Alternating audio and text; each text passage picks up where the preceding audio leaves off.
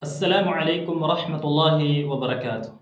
Alhamdulillah wassalatu wassalamu ala Rasulillah, amma ba'd. Ang lahat ng papuri, pagdadakila, pagpapasalamat ay handog natin sa Allah Subhanahu wa Ta'ala. Nawa ang kapayapaan, papugay ay mapa sa ating mahal na propeta Muhammad sallallahu alaihi wasallam. Mga alipin ni Allah, mga kapatid sa pananampalatayang Islam, kabilang din sa hindi pinapahintulutan o di kaya ay ipinagbabawal ay ang paglalakbay ng babae na walang kasamang mahram. Nasasaad sa Sahih al-Bukhari at sa Sahih Muslim ayon kay Ibn Abbas, sinabi ng propeta Muhammad sallallahu alaihi wasallam, "La yahillu limra'atin tu'minu billahi wal yawmil akhir tusafiru masirata yawmin illa ma'a dhi mahramin." Rawahu Muslim. Nagsabi ang sugo ni Allah sallallahu alaihi wasallam, hindi maglalakbay ang babae maliban na kasama niya ang kanyang mahram. At ang tinutukoy ng paglalakbay rito, mga alipin ni Allah, ay ang may layo na 80 kilometro o higit pa, na maari nang isagawa ang tinatawag na salatul musafir, yung pagsasala ng manlalakbay, ngunit ito ay sumasaklaw sa lahat ng paglalakbay, maski ang tinatawag na paglalakbay para sa Hajj, o di kaya sa pagsasagawa ng pilgrimage, o di kaya pagpunta sa Makkah al-Mukarramah upang mag-Hajj. Ang paglalakbay ng isang babae na wala siyang kasamang mahram. Sinabi natin ang mahram ay lalaking kamag-anak. Yung lalaki na kanyang kamag-anak na hindi niya maaring mapangasawa. Gaya ng kanyang ama, gaya ng kanyang tito, gaya ng kanyang kapatid. So yun ay kabilang sa kanyang mga mahram na tinutukoy natin. Dahil, mga alipin ni Allah, dahil maaring magbigay ng daan yung kanyang paglalakbay, yung babaeng walang mahram na naglalakbay, maaring magbigay daan sa masasamang tao na siya ay pagnasaan o di kaya ay lapitan. Dahil ang isang babae ay mahina at saka lalo na kung siya ay nag-iisa at maaari siyang malinlang o mapasama sa o di kaya ay mapasama sa tinatawag na kapahamakan. Kaya pinakamagaan na mangyayari kapag ang isang babae ay humantong sa ganung pangyayari, ang pinakamagaan na mangyayari sa kanya ay masira ang kanyang dangal at tinatawag na puri. So nawa ay lalo na sa mga sister natin, sa mga kababaihan natin, nawa ay maging maingat kayo sa ganitong bagay na ito. So kinakailangan yung kapag kayo ay maglalakbay ng malayo, so kinakailangan ay may kasama kayong mahram ninyo. At kabilang pa din sa mga hindi pinapahintulot o di kaya ay kabilang sa pinagbabawal ang tinatawag na sinasadyang pagtingin sa mga babaeng hindi mahram.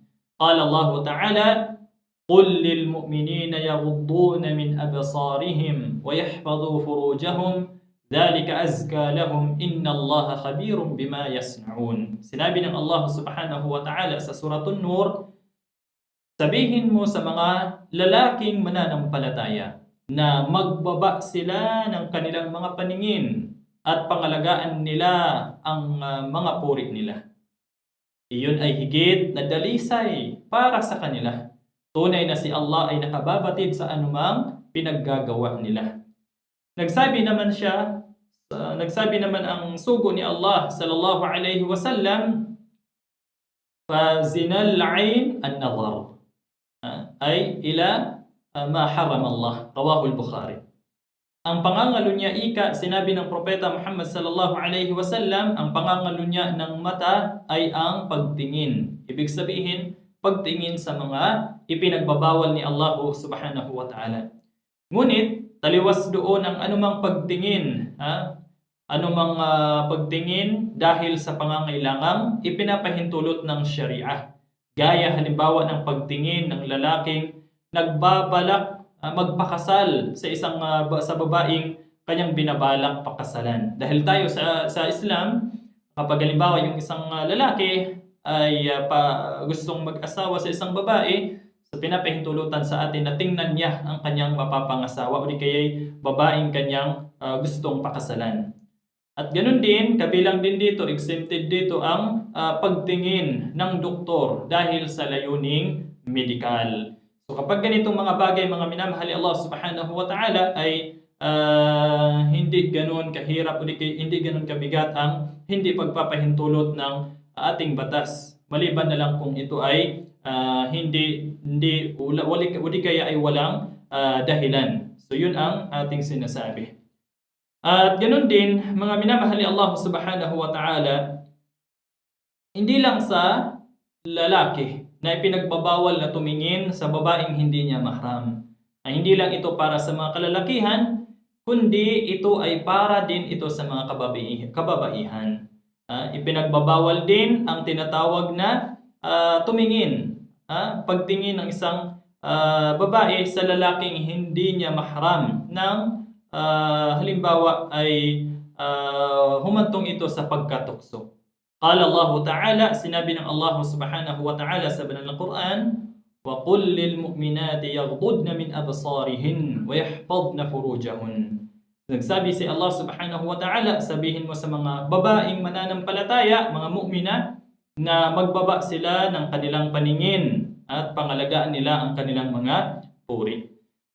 Ganun din, ipinagbabawal din ang pagtingin ng may pagnanasa sa kapwa lalaki na walang balbas at may malababaing ganda. Ganun din, ipinagbabawal na tumingin ang lalaki sa aura ng kanyang kapwa lalaki. Ibig sabihin ng aura, yung mga hindi dapat makita na ipinagbabawal ng Islam na makita maliban sa iyong mahram, di kaya sa iyong pinapahintulutang makita, yung private parts. So, ganun din sa mga babae. Ganun din sa mga babae ay hindi rin maari na tingnan o di kaya ay tingnan ng kanyang kapwa babae ang kanyang private parts. Dahil ang bawat bahagi ng katawan na hindi pinapahintulutan, so yun ang tinatawag natin na aura. Kaya mga alipin ni Allah Subhanahu wa Ta'ala, kabilang sa paglalaro ng demonyo o di kaya ay shaitan sa ilan sa mga tao ay ginagawa nila sa pagtingin sa mga larawan. At pagtingin sa mga larawan o di kaya ay mga magazine o di kaya ay panunood sa mga malalaswang pelikula. Sa katwiran, mga alipin ni Allah Subhanahu wa Ta'ala, ang mga ito ay kahit hindi naman tunay, ngunit ito ay marami pa rin ang nahuhumaling tumingin dito, mga minamahal ni Allah Subhanahu wa Ta'ala, ngunit pakaalamin natin na ito ay mga ipinagbabawal na tingnan. Mga alipin ni Allah, ang bahagi ng paninira at pagpukaw sa mga pagnanasa sa bagay na ito ay malinaw na malinaw. Lahat ng mga nanonood, mahilig manood ng mga malalaswa, ng mga pinapanood, so lahat ng ito ay nagpupukaw ng tinatawag na tukso o di kaya ay pagnanasa na siya ang dahilan ng paggagawa ng isang tao ng hindi ipinapahintulot o di kaya ay ipinagbabawal ng Allah Subhanahu wa Ta'ala. So nawa ay iwasan natin at nawa ay pangalagaan tayo ng Allah Subhanahu wa Ta'ala sa mga ganitong mga bagay at ilayo tayo ng Allah Subhanahu wa Ta'ala.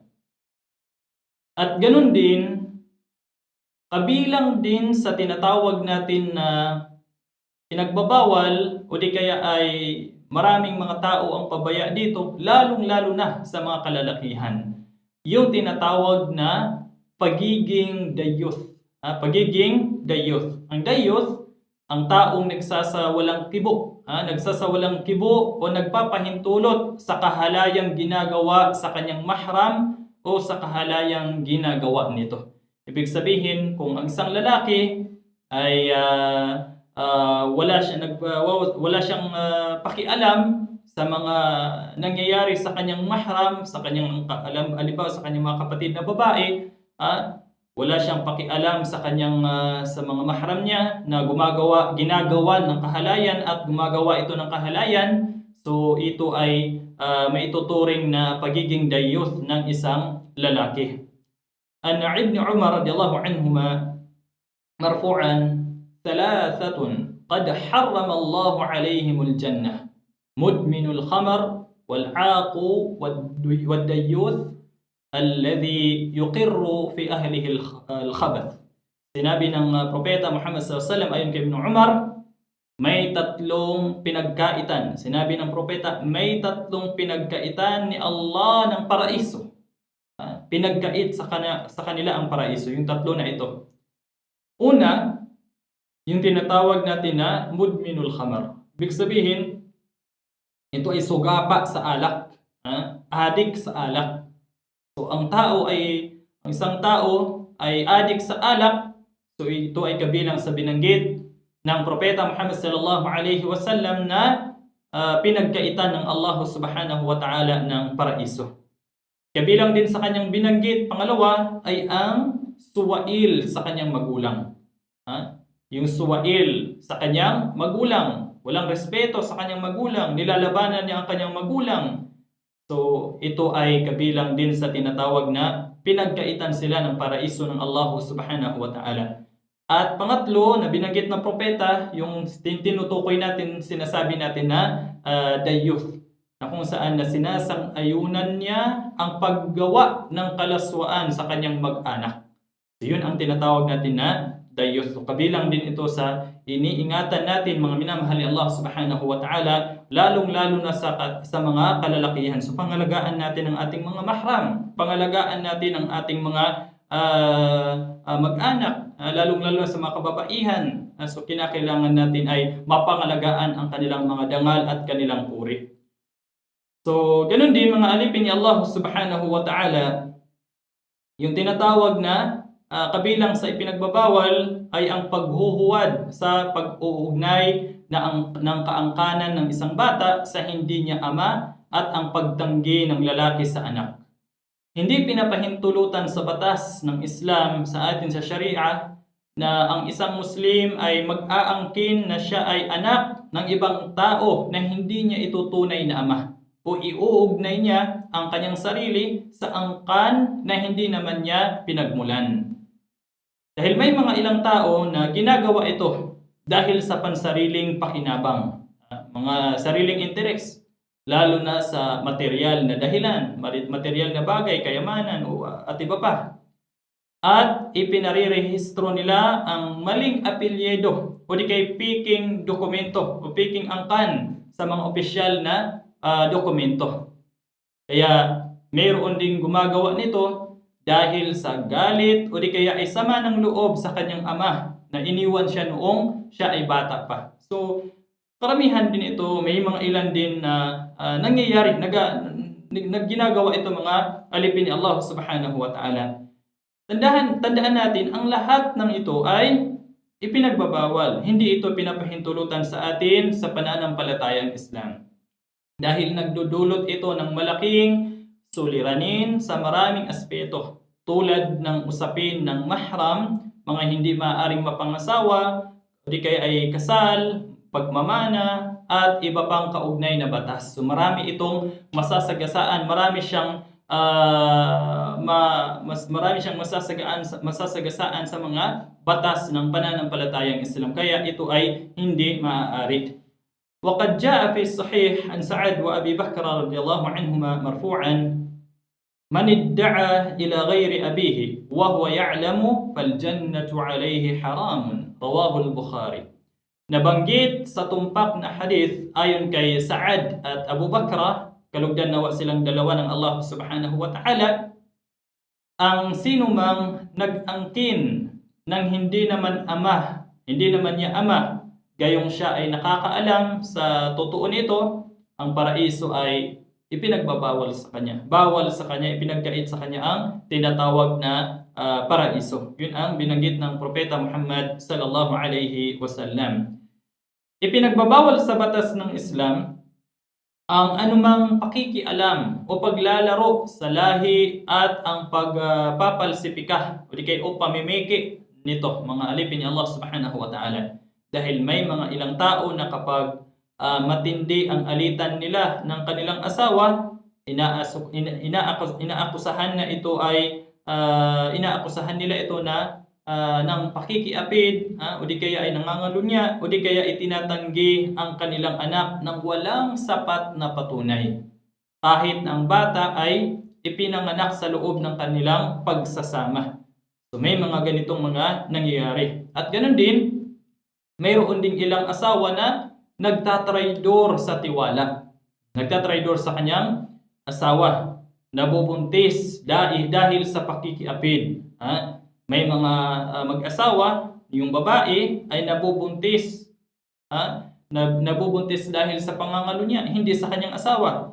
At ipinapasa niya sa apelyido ng kanyang asawa ang batang hindi naman talaga mula sa kanyang asawa. Tandaan natin, may matinding babala at kaparusahan na binanggit laban sa ganitong mga gawain. Halimbawa, kung ang isang babae may asawa at pagkatapos ay nabuntis, ngunit hindi naman ang asawa niya ang tunay na ama ng bata, ngunit ipinapaangkin niya ito sa apelyido o di kaya ay sa ama sa kanyang asawa na hindi yun ang tunay na nakabuntis sa kanya. So tandaan natin ang binanggit ng propeta Muhammad sallallahu alaihi wasallam patungkol dito. Sa isinilaysay ni Abu Hurairah radiyallahu anhu, kalugdan nawa siya ng Allah subhanahu wa ta'ala, na siya ay nakarinig sa sugo ni Allah sallallahu alaihi wasallam na nagsasabi noong ibinaba ang isa sa mga talata ng Quran tungkol sa palitan ng sumpa sa pangangalunya.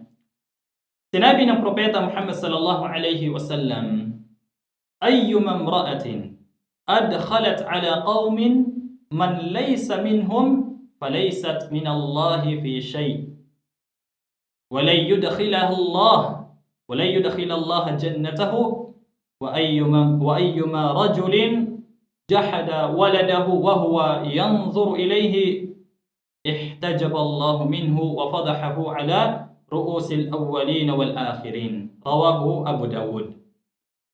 Sinabi ng propeta Muhammad sallallahu alaihi wasallam, alinmang babaeng nagpasok sa kaangkanan ng mga tao ng sinumang hindi kabilang sa kanila, ibig sabihin, nagdalang tao sa hindi niya asawa at pagkatapos ay pinaangkin niya sa asawa niya ang anak niya sa ibang lalaki sa pangangalo niya, ay wala siyang kaugnayan kay Allah sa anumang bagay. At hindi siya papapasukin ni Allah sa paraiso ni Allah. Hindi siya papapasukin ng Allah sa paraiso. At ganoon din, binanggit ng propeta Muhammad, alinmang lalaki na nagkakaila sa kanyang anak at habang siya ay nakatingin rito, magtatabing si Allah sa kanya. Ibig sabihin, hindi niya makikita si Allah sa araw ng pagkabuhay muli. At pahihiyain siya nito sa harap ng mga tao, yung mga tao ng mga sinauna at mga nahuling mga tao. So, ibig sabihin, lahat ng mga tao ay ipapahiya siya ng Allah subhanahu wa ta'ala sa harap nila. So, mga alipin ni Allah subhanahu wa ta'ala, yung mga ilan, yung mga nabanggit natin na mga kamalian, mga hindi pinapahintulot, mga ipinagbabawal ng mga gawain, so nawa mga minamahal ni Allah subhanahu wa ta'ala ay maiwasan natin at nawa dalangin natin sa Allah subhanahu wa ta'ala, ilayo niya tayo sa mga ganitong mga gawain o di kaya sa mga nabanggit natin na kabilang sa mga ipinagbabawal ng Allah subhanahu wa ta'ala.